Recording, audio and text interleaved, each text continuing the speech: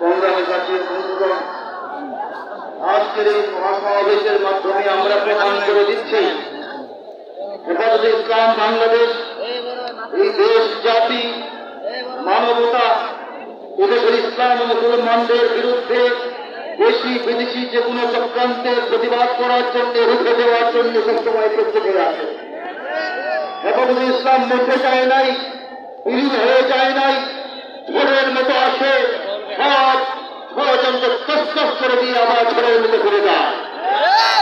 আজকে বাংলাদেশের প্রত্যেকটা সীমান্ত আমেরিকা, চীন, ইন্ডিয়া সহ পৃথিবীর আধিপত্যবাদ সাম্রাজ্যবাদী শক্তির কারণে সবাই আক্রান্ত হওয়ার সম্ভাবনা দেখা দিয়েছে। দিকে না বলেন, হেফাজত যতদিন বাংলাদেশে আছে এদেশের স্বাধীনতা সার্বভৌমত্ব এবং ইসলামের নিরাপত্তা বিধানের জন্য জীবন কুরবান করার জন্য প্রস্তুত হয়ে আছে।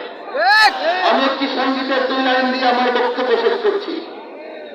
বাংলার ইতিহাসে যখনই শত্রু আসে পালাবার পথ খুঁজে পায় না।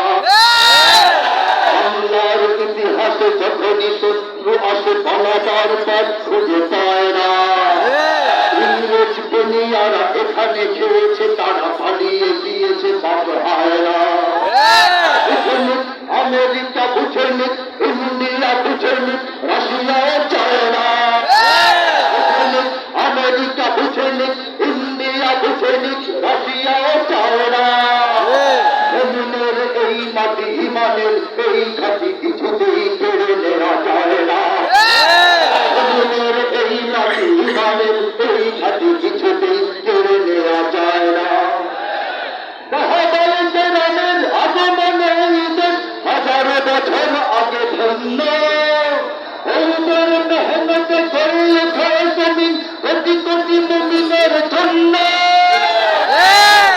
মুমিনের জন্য এ মাটির ভাজে ভাজে শহীদের খুন আছে। এ জমিন কখনো শুকায় না, এ জমিন কখনো শুকায় না, এ জমিন কখনো শুকায় না। জমিনের এই মাটি ইমানের এই ঘাটি কিছুতেই কেড়ে নেওয়া যায় না, যায় না। জমিনের এই মাটি ইমানের এই ঘাটি কিছুতেই কেড়ে